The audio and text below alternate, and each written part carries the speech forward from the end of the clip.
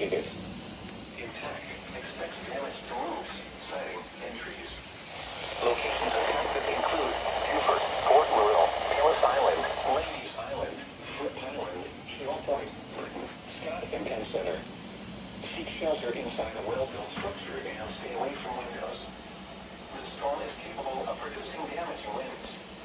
Torrential rainfall is also occurring with this storm. Do not drive your vehicle through flooded roadways. Report severe weather to your nearest law enforcement agency or the National Wildlife Service Office in Charleston, South Carolina.